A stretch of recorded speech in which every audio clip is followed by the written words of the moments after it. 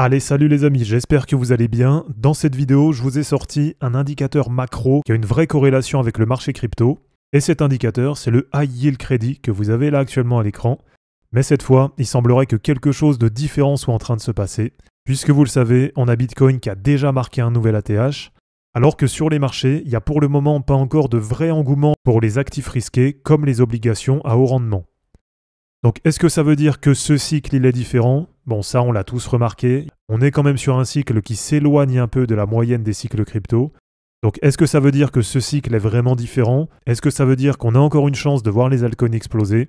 Eh bien tout ça, c'est ce qu'on va voir ensemble dans cette vidéo. Comme d'habitude, avant de commencer, merci à tous ceux qui likent, qui s'abonnent et qui commentent cette vidéo, ça permet vraiment de soutenir la chaîne. Et pour ceux qui veulent aller plus loin, ceux qui veulent réussir cette fin de bull run, ceux qui en ont marre de se faire recte par le marché, eh bien je vous invite à devenir membre de la chaîne en cliquant sur le bouton rejoindre sous la vidéo, ce qui va vous permettre d'avoir accès à plein de contenus exclusifs pour réussir votre fin de bull run.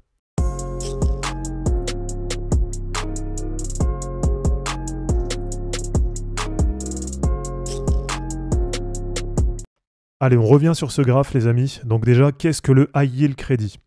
Eh bien c'est vrai que c'est un indicateur qui n'est pas forcément très connu et qui n'est pas forcément suivi par beaucoup de monde.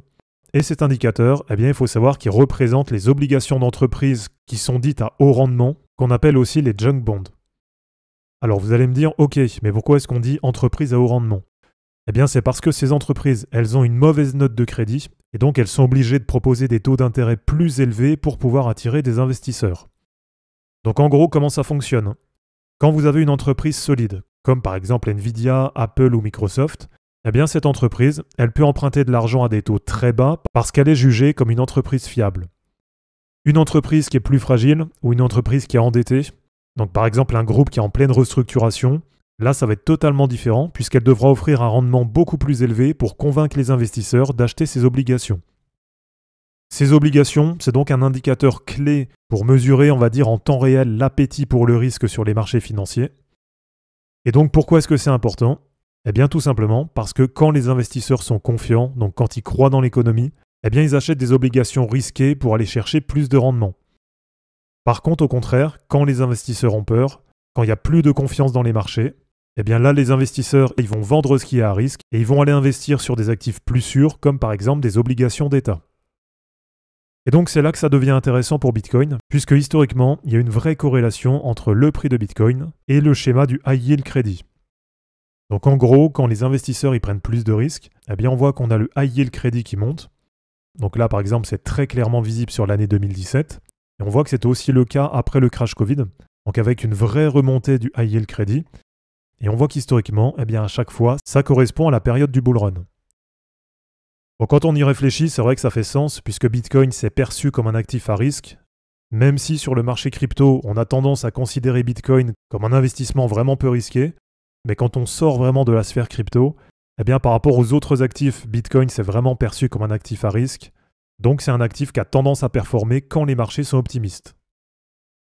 Mais alors, si vous regardez, eh bien là ce qui change, c'est que ce cycle il est différent, puisqu'on voit que pour l'instant, il n'y a pas vraiment de hausse au niveau du High Yield Credit, alors qu'on le sait, sur le cycle, on a déjà eu un ATH de Bitcoin. Donc là, la question, ça va être pourquoi est-ce que Bitcoin il a déjà pumpé, alors que sur les marchés, on le voit, il n'y a pas vraiment d'intérêt pour les actifs à risque. Eh bien du coup, il peut y avoir plusieurs hypothèses. Donc premièrement, ça peut être lié notamment à l'impact des ETF, puisque là on le sait, depuis l'arrivée des ETF en janvier 2024, eh bien il y a vraiment une grosse demande institutionnelle, et ça a vraiment permis de booster Bitcoin indépendamment du marché du crédit. En deuxième hypothèse, ça peut être aussi le narratif Bitcoin égale or numérique, donc avec l'inflation et la dette qui explosent, comme on l'a vu, il y a le gold qui n'a pas arrêté d'enchaîner les ATH. Ça reste aujourd'hui la valeur refuge numéro 1 sur les marchés. Et peut-être qu'au fil du temps, il y a de plus en plus d'investisseurs qui commencent à voir Bitcoin comme une vraie valeur refuge, un peu au même titre que l'or, plutôt que de le voir uniquement comme un simple actif spéculatif.